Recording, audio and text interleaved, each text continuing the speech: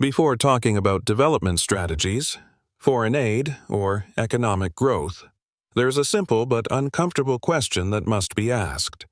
Why do so many African countries remain poor while standing on resources they have lived with for centuries? Burkina Faso offers a revealing case. Instead of starting with oil, gold, or large-scale industrial projects, the country has chosen to begin its local economic development from a tree that has always been there, the Baobab. Burkina Faso is a landlocked country facing drought, soil degradation, and fragile rural livelihoods. Most of its population lives in rural areas, where women carry the daily responsibility of feeding families, managing household economies, and preserving traditional knowledge. Yet, for decades, development models treated these women and their local resources as marginal, informal, and unproductive. In this context, the decision to build economic value around the baobab tree is not accidental. It is a political and economic choice. Baobab pulp, when processed into powder, is no longer a symbol of subsistence. It becomes a product with nutritional value, market demand, and stable income potential. More importantly, it allows value to be created and retained at the local level. This is not simply an agricultural story. It is a strategy that connects economic survival with cultural identity, environmental protection, and social stability. By organizing women into processing groups, supporting basic equipment, and ensuring structured outlets, the Burkinabe state is redefining how development begins, not from extraction, but from transformation, not from dependency, but from local control. This approach challenges a long-standing assumption that progress must come from outside models and external capital. It suggests that African development can grow from African realities, using African resources, guided by African priorities. The Baobab value chain shows that economic dignity does not require abandoning tradition. It requires reorganizing it. In the following analysis, we will examine how this strategy works in practice. We will explore why Baobab holds such strategic value, how women become central economic actors, how the state supports without dominating, and why this model has drawn skepticism from Western observers. Above all, we will ask a deeper question: who controls value, and who decides what development should look like? For decades, the economic structure of Burkina Faso followed a familiar pattern seen across much of Africa. Rural communities produced raw materials, while real value was created elsewhere. Agricultural products were sold in unprocessed form, prices were dictated by middlemen, and local producers remained exposed to uncertainty they could not control. This system generated activity, but not stability. Foreign aid and short-term development projects attempted to fill the gaps. Roads were built, workshops were organized, and reports were written. Yet, once funding cycles ended, many communities returned to the same fragile conditions. Income remained irregular, young people migrated, and women continued to carry the burden of household survival without real economic power. The core weakness of this model was not a lack of effort. It was the absence of local value creation. When communities sell raw products, they surrender pricing power, bargaining power, and long-term planning. The result is dependence.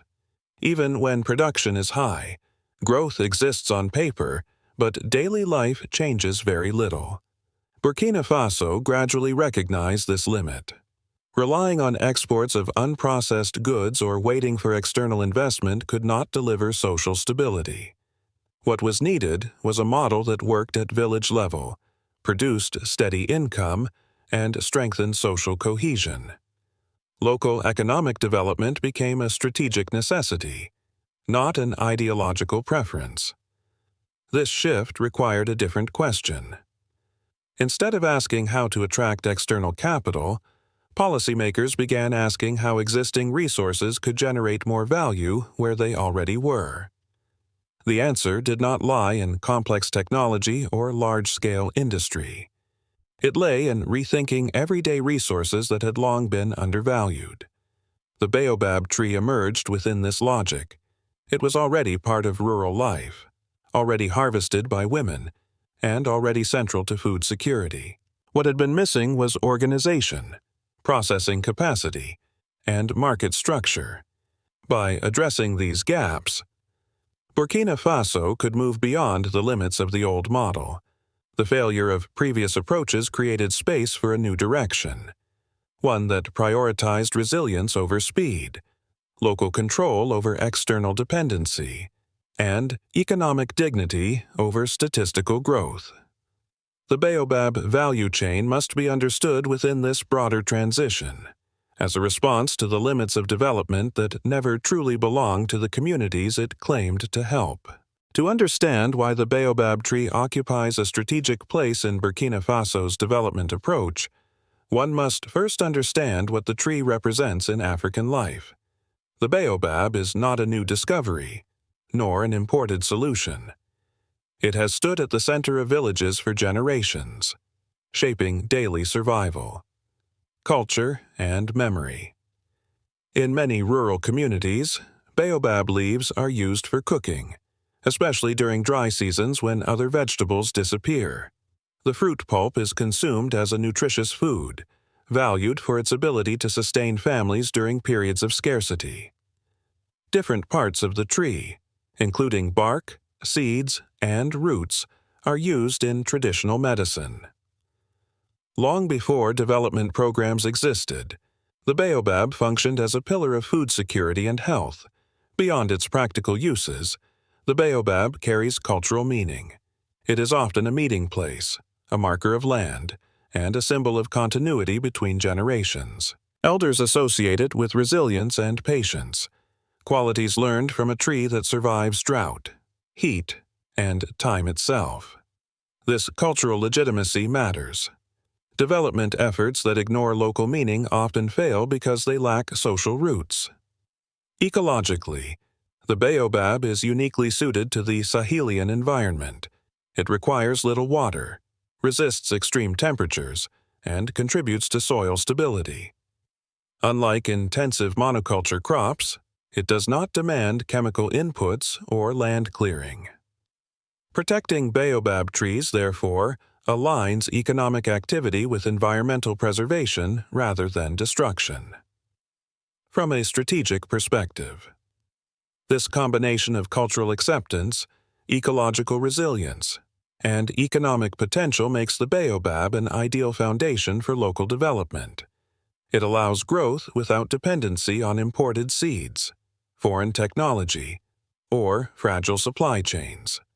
The resource already exists. The knowledge already exists.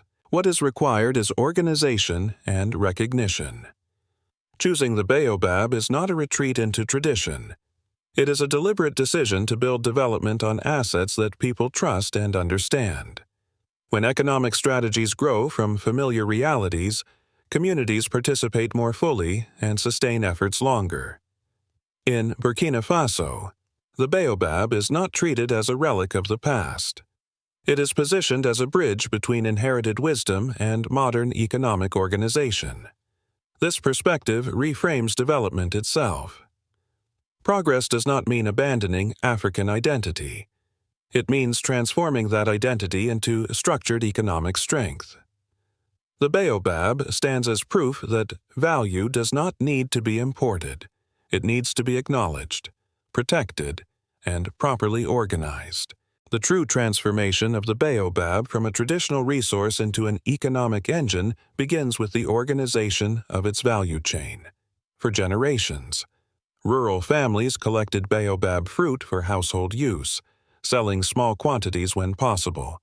Income was irregular, prices were unstable, and producers had little influence over the final value of their labor. The introduction of local processing changes this dynamic fundamentally. Instead of selling raw baobab fruit, Communities now focus on producing Baobab pulp powder. This step alone multiplies the value of the product. Cleaning, drying, and grinding the pulp creates a standardized good that can be stored longer, transported more easily, and sold more reliably. What was once perishable and informal becomes durable and market-ready. Each stage of the value chain plays a role. Sustainable harvesting protects the tree and ensures long-term supply. Basic processing equipment allows women to work more efficiently and consistently. Packaging and storage preserve quality and meet market expectations. Distribution channels, supported by local organization, reduce dependence on middlemen who previously captured most of the profit. The shift from raw sales to processed products also changes power relations. When producers control processing, they gain control over pricing.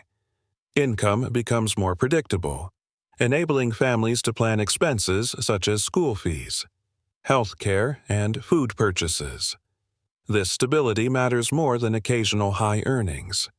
It transforms survival into economic management.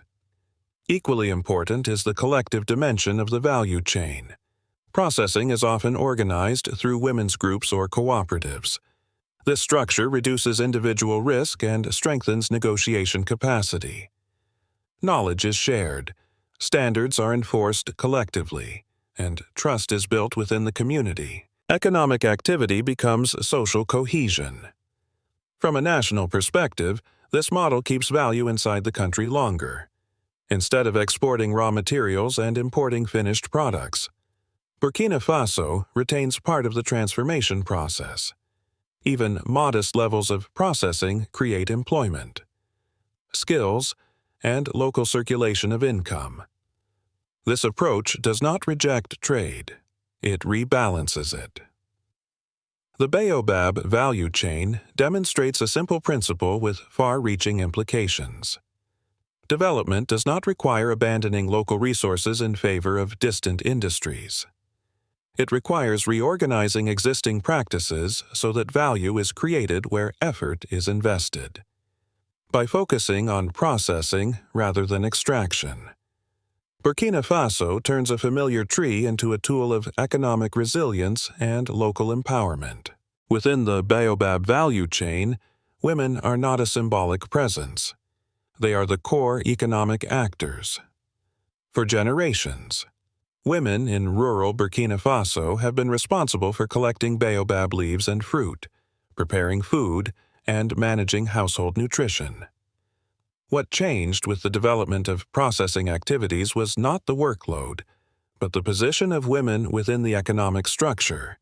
When baobab pulp is transformed into powder at the local level, women move from informal labor to organized production.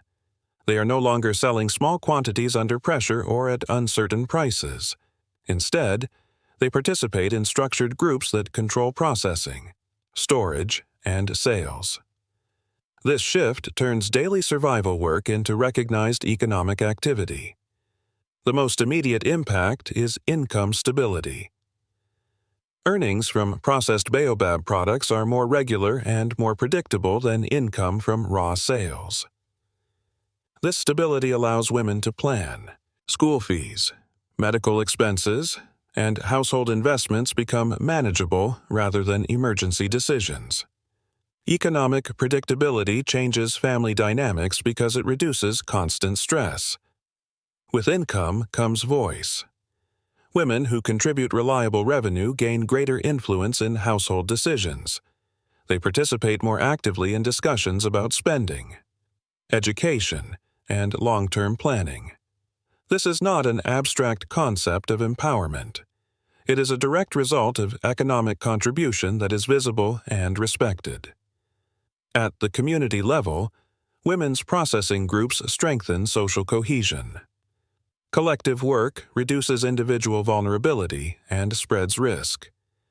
Knowledge about quality control, hygiene, and pricing circulates within the group. Trust grows, and with it, the capacity to negotiate with buyers and partners. Women are no longer isolated sellers. They are organized producers. This economic role also reshapes social perception. Women involved in Baobab processing are seen as contributors to local development, not only caretakers of the household. Their work supports families, preserves cultural practices, and protects natural resources. Respect follows responsibility. The Baobab value chain demonstrates a fundamental truth. When women control part of the economic process, development becomes more durable. Income is reinvested locally, families become more resilient, and communities gain stability. Empowerment in this context is not granted by policy statements. It is earned through control over value, production, and income.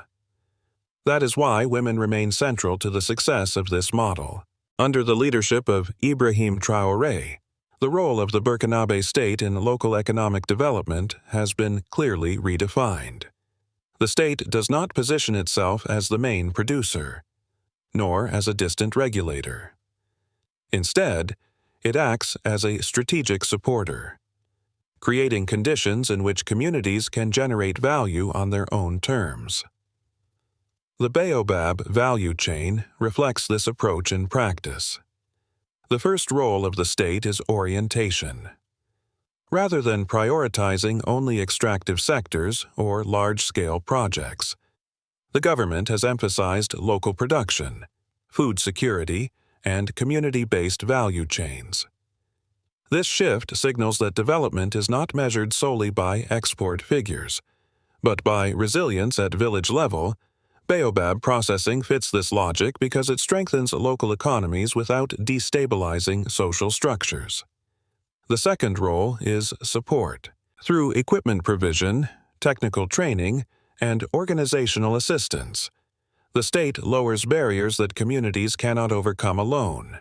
Processing machines, storage facilities, and basic quality standards allow women's groups to operate efficiently and safely. Importantly, this support does not remove ownership from the community. It enables it. The third role is protection. By promoting sustainable harvesting and linking income to conservation, the state helps safeguard natural resources. Baobab trees are preserved not through enforcement alone, but because communities now have a direct economic interest in keeping them alive. This alignment between livelihood and environmental care reduces conflict and strengthens long-term planning. Ibrahim Traore's broader economic vision is visible here. He repeatedly emphasizes sovereignty, self-reliance, and the need to break cycles of dependency. In this context, sovereignty does not mean isolation. It means choosing where value is created and who controls it.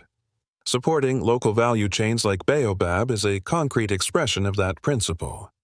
The state's involvement remains deliberately limited. It does not replace community leadership, nor does it dictate production decisions. By stepping back after creating structure, the government allows local actors to adapt and sustain the model. This balance between guidance and restraint is central to the credibility of the strategy. Through the Baobab value chain, the Burkinabe state demonstrates that effective governance is not always visible through control. Sometimes it is measured by how well communities are enabled to govern their own economic future. As Burkina Faso strengthens local value chains such as Baobab processing, negative reactions from parts of the Western policy and development environment have become increasingly visible. These reactions are rarely direct accusations. Instead, they appear as technical doubts, cautious reports, and repeated questions about scale, standards, and sustainability. One common criticism is that community-based value chains are too small to matter. According to this view, processing Baobab pulp at village level cannot significantly impact national development.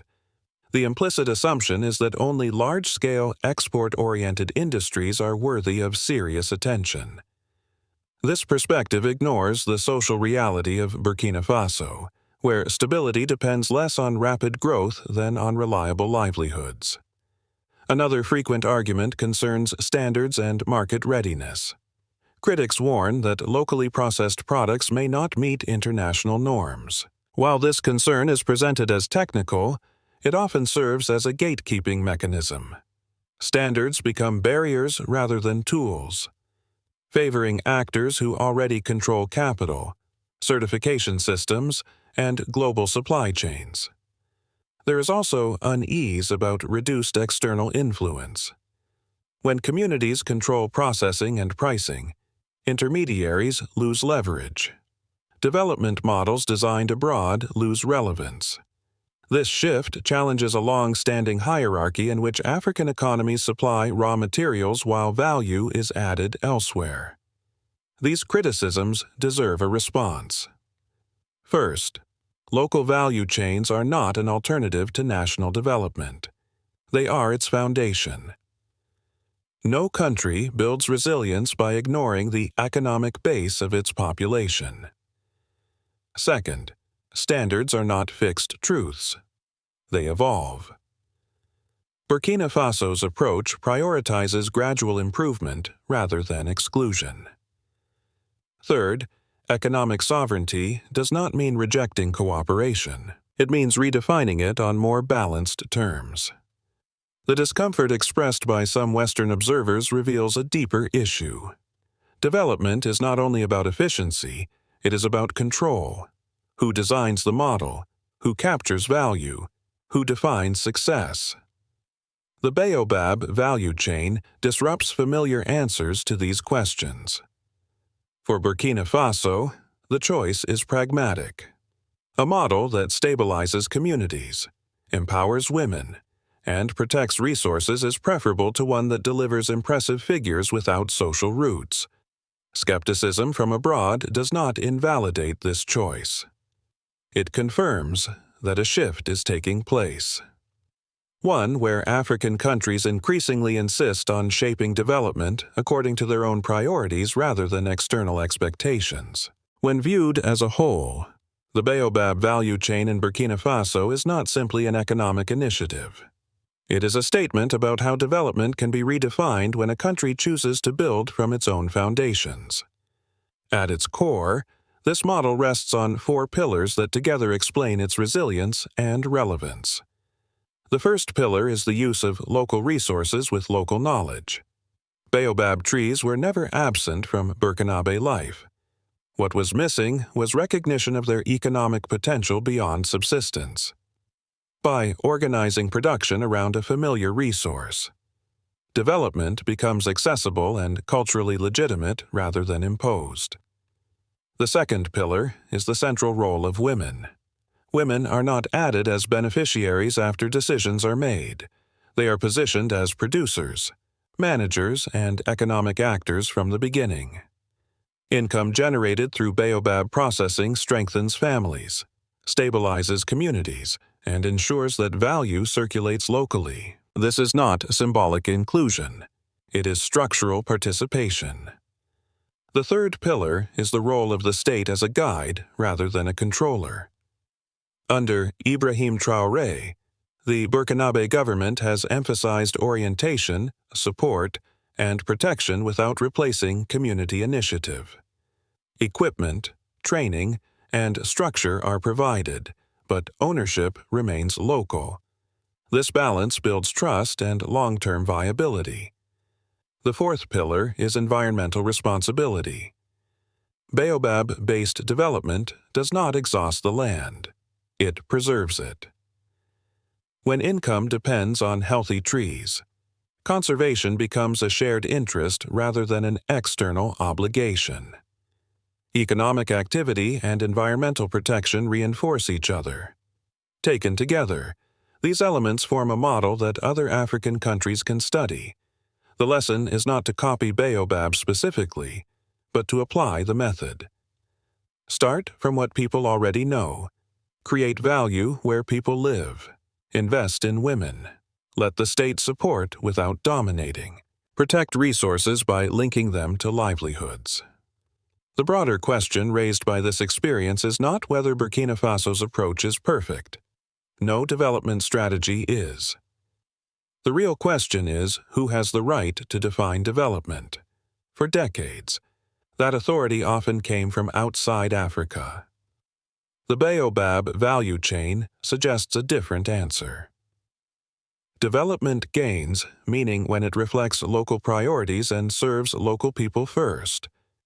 In that sense, Burkina Faso's choice is not radical. It is logical. It reminds us that sustainable progress begins not with imported solutions, but with the courage to organize what already exists into a future that belongs to those who live it.